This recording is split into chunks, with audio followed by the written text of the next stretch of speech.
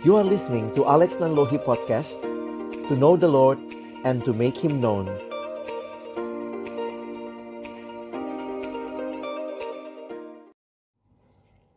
Kami bersyukur ya Tuhan, hari ini kembali Tuhan beri kesempatan bagi kami untuk merenungkan kebenaran firman-Mu.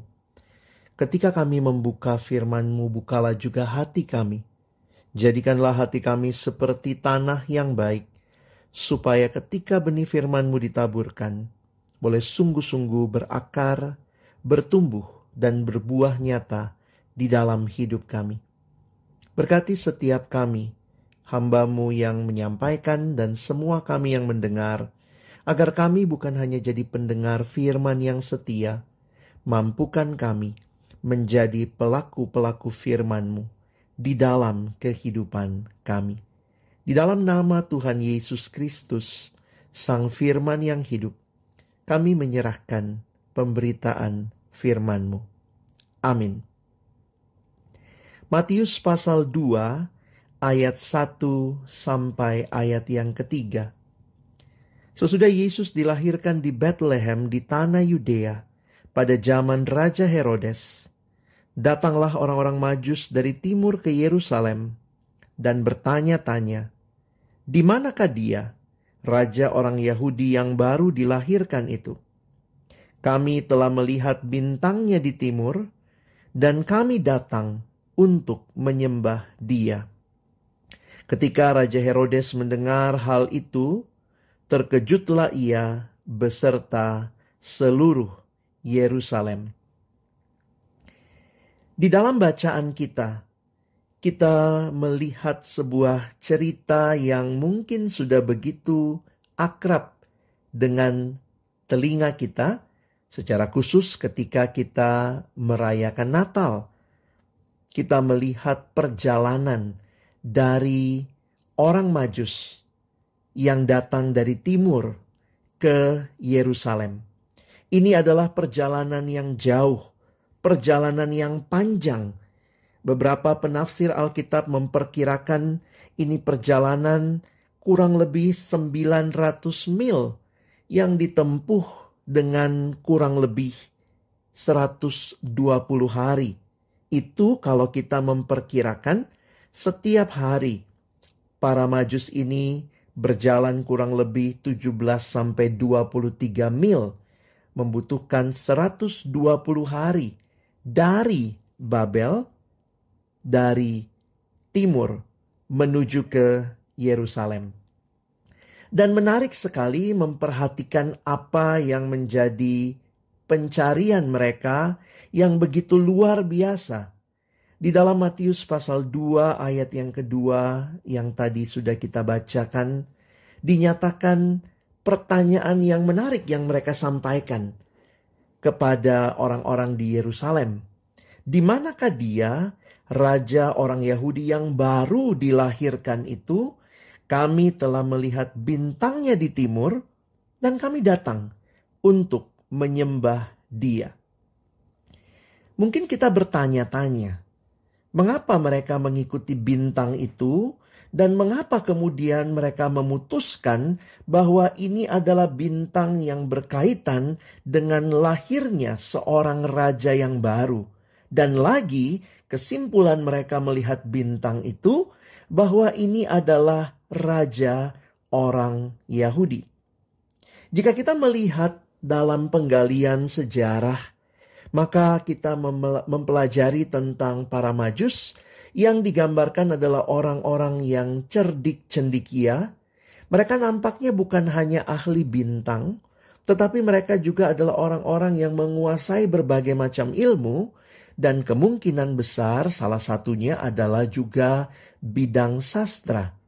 Mereka mempelajari tulisan-tulisan yang baik, yang berbobot, yang indah, dan kemudian menjadikan itu sebagai pengetahuan yang menolong hidup mereka.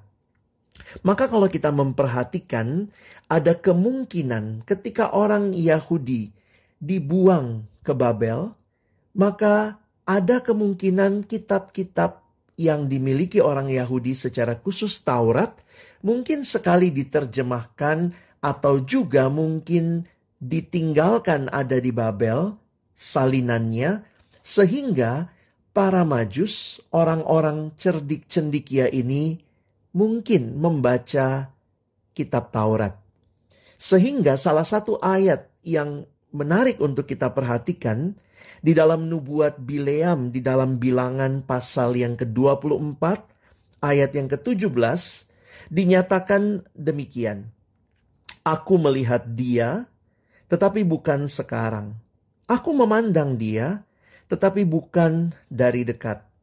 Bintang terbit dari Yakub, tongkat kerajaan timbul dari Israel, dan meremukkan pelipis-pelipis Moab, dan menghancurkan semua anak Set. Para penafsir Alkitab banyak yang merujuk kepada ayat ini sebagai ayat yang membuat orang-orang Majus ini nampaknya datang dan mencari raja orang Yahudi. Karena bintang yang mereka lihat yang bersinar sangat terang itu, mereka simpulkan sebagai bintang yang terbit dari Yakub. Yakub, bapa leluhur orang Israel. Dari Yakublah kemudian lahir bangsa Israel. Dan jika demikian, ketika mereka melihat bintang yang tidak lazim ini, yang bersinar sangat terang, maka mereka menyimpulkan ini adalah bintang Yakub, yang berarti kerajaan timbul dari Israel. Dan secara logis, mereka mencari di mana pusat kerajaan Israel. Tentunya mereka datang ke tanah Palestina dan datang ke Yerusalem yang adalah pusat pemerintahan orang Yahudi atau orang Israel, pusat keagamaan mereka, karena di situ juga ada Bait Allah.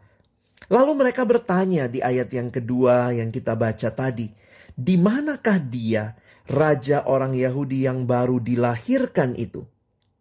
Dari yang mereka simpulkan bahwa bintang itu menunjukkan bahwa ada raja yang baru lahir. Kami datang untuk menyembah dia. Tujuan yang sangat indah untuk menyembah dia.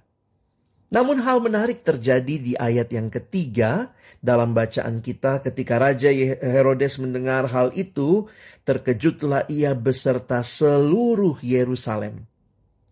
Jika kita membayangkan, ini seperti kalau kita nonton film kartun, lalu kemudian dikatakan terkejutlah seluruh Yerusalem, seperti seluruh kota itu lompat di tempat, saudara.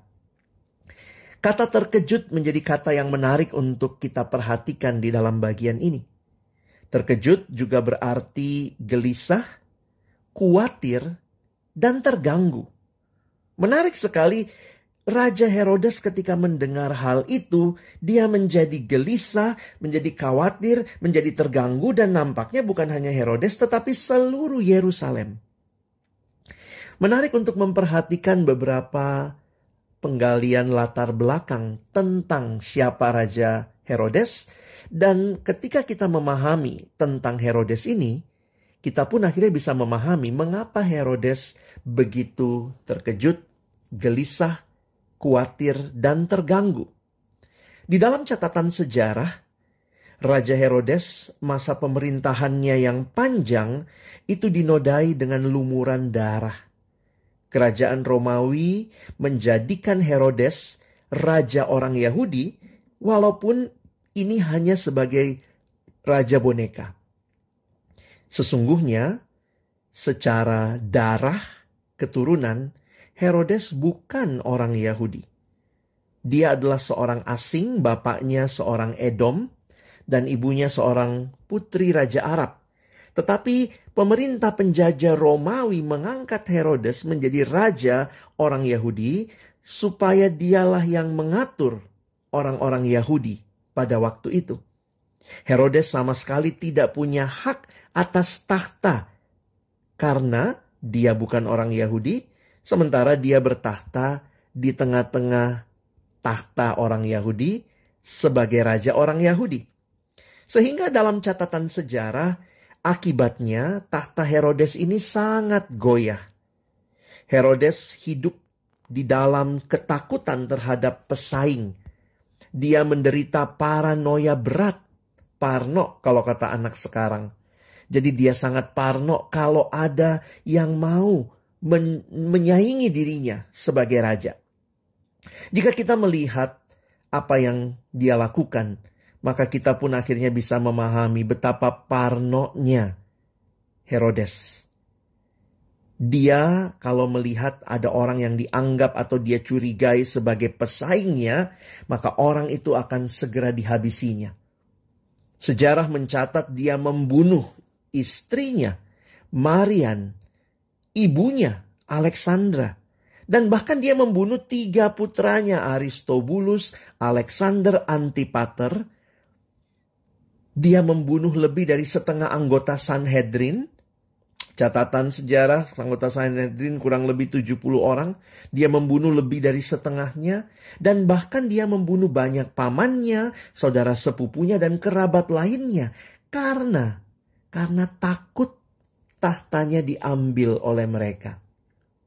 Sehingga ini satu realita yang sangat mengerikan jika kita belajar tentang Herodes.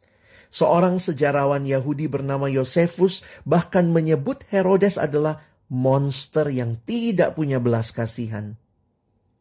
Kaisar Agustus bahkan mengatakan lebih aman menjadi babi Herodes ketimbang menjadi putranya. Wow, ini satu realita yang begitu mengerikan tentang Herodes yang tidak mau disaingi. Sehingga tidak heran kembali kepada apa yang kita baca ketika Herodes mendengar ada raja orang Yahudi yang baru lahir. Wow, ini tentunya sangat menggelisahkan, sangat mengganggu dia. Sehingga mungkin dia ngecek lagi ya. Adakah istrinya yang baru punya anak, baru melahirkan? Mana mungkin ada raja yang baru lahir. Dan orang Majus datang ke Yerusalem, ke pusat tahtanya Herodes, dan bertanya pada Herodes, mana raja yang baru lahir? Saya membayangkan bagaimana Herodes begitu terganggu. Dan akhirnya kalau Herodes terganggu, bisa kita bayangkan seluruh Yerusalem pun digambarkan terkejut. Mungkin kita berkata, mengerikan sekali reaksi Herodes. Tetapi jika kita mau jujur dan merenungkan lebih dalam, reaksi Herodes terhadap kehadiran Kristus sesungguhnya adalah cerminan kita semua, manusia yang telah jatuh dalam dosa. Inti dari dosa, manusia merasa dirinya lah segala-galanya. Bukan lagi Allah yang adalah pencipta yang harus disembah dan dipuji selama-lamanya. Manusia mau jadi Allah. Pusat dari dosa adalah aku. Manusia mau jadi raja atas dunia ini, atas kehidupannya. Dan manusia lupa.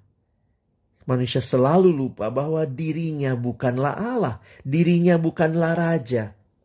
Sehingga sekali lagi yang menjadi refleksi kita, reaksi Herodes sebenarnya juga adalah reaksi dari setiap kita yang mau jadi raja atas hidup kita. Kita merasa terganggu ketika ada raja lain.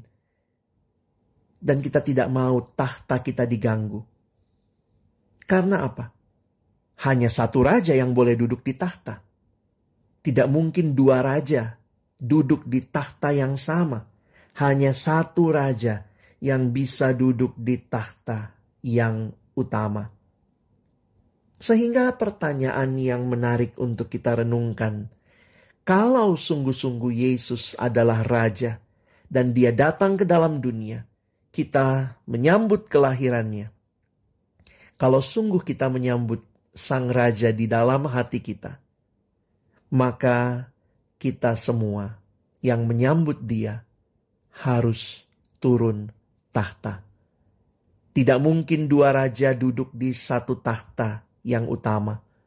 Kalau Yesus adalah Raja, jika Dia sungguh Raja dalam hidup kita, maka saudara dan saya, kita harus turun tahta.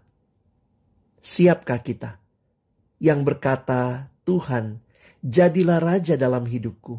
Berarti kita berhenti menjadi Raja atas hidup kita. Banyak orang hanya ingin Yesus sebagai konsultan. Kalau butuh sesuatu, datang minta pendapat sama Yesus. Lagi butuh penghiburan, datang minta kata-kata yang menguatkan. Banyak yang hanya memperlakukan Yesus sebagai konsultan dan bukan sebagai Raja. Tetapi bacaan kita hari ini membawa kita merefleksikan bahwa kalau Dia sungguh Raja, maka harusnya Dialah yang memegang kendali utama atas seluruh kehidupan kita. Kalau kita melihat apa yang terjadi, maka apa yang penting bagi kita sebagai respon kita terhadap hadirnya Sang Raja, biarlah seperti respon para Majus yang ketika mereka tahu di mana Raja itu lahir, mereka datang. Matius pasal 2 ayat 11. Maka masuklah mereka ke dalam rumah itu dan melihat anak itu bersama Maria ibunya, lalu sujud menyembah Dia. Mereka pun membuka tempat harta bendanya dan mempersembahkan persembahan kepadanya, yaitu emas, kemenyan, dan mur. Kalau sungguh Dia Raja, apakah kita juga mau datang dan memberikan persembahan yang terbaik kepadanya? Sang Raja kini tidak meminta persembahan emas, kemenyan, atau mur, tetapi Dia meminta persembahan seluruh hidup kita. Dan jadikanlah seluruh hidup kita ini persembahan kita kepadanya. Kita berikan yang terbaik dari hidup kita kepada Raja yang adalah penguasa kehidupan kita. Dan kalau Dia adalah Raja, maka berarti bukan rencana kita yang harusnya berlaku atas kehidupan kita. Tetapi kalau ada Raja yang memerintah atas hidup kita, maka biarlah kita tunduk di bawah pemerintahannya. Kita menyerahkan hidup kita kepada Sang Raja. Bukan rencanaku, tetapi rencanamu yang harusnya terjadi dalam hidupku. Jika Yesus adalah Raja dalam hidupku, maka aku harus ikut rencananya. Saudara yang dikasihi Tuhan, apakah sudah menjadi realita yang kita alami bahwa ada Raja yang saat ini memerintah di hidup kita? Apakah kita mau mempersembahkan yang terbaik kepadanya? Bagi kita yang sedang studi, persembahkanlah studimu sebagai persembahan yang terutama, terbaik bagi Sang Raja. Muliakanlah Dia melalui studimu, di dalam pergaulanmu, di dalam relasi-relasimu. Apakah engkau mempermuliakan Tuhan, Sang Rajamu? Ataukah kita sedang mempermalukan Tuhan dengan relasi-relasi yang tidak benar, yang sedang kita jalani dengan pergaulan yang salah, yang bukannya memuliakan Tuhan tetapi mempermalukan Dia? Kalau sungguh Dia adalah Raja, bahwa Dia adalah penguasa hidup kita, berarti Dia juga berkuasa atas pekerjaan kita. Persembahkanlah hidupmu, pekerjaan untuk kemuliaan Tuhan, dan juga jadi berkat bagi banyak orang. Demikian juga kehidupan rumah tangga kita. Serahkanlah kepada Tuhan, Sang Raja yang adalah pemilik penguasa dalam kehidupan ini. Kalau Dia Raja, maka biarlah Dia menempati tahta yang utama di kehidupan kita. Di tahun yang kita masuki ini, tahun yang baru dengan hari-hari perjalanan kehidupan yang sudah kita jalani sekian waktu ini, biarlah kita senantiasa ingat, Dia, Yesus, adalah Raja atas hidup kita. Mari kita berdoa. Tuhan, tolong kami menyadari bahwa bukan kami Rajanya, tetapi Engkaulah, dan berkuasalah atas hidup kami. Tuntunlah kami, ya Raja, menjalani hari-hari hidup kami bersama dengan Engkau. Kami bersyukur kami punya Raja yang memerintah, menguasai, bertakhta dalam hidup kami. Kami bersyukur dalam nama Yesus. Amin.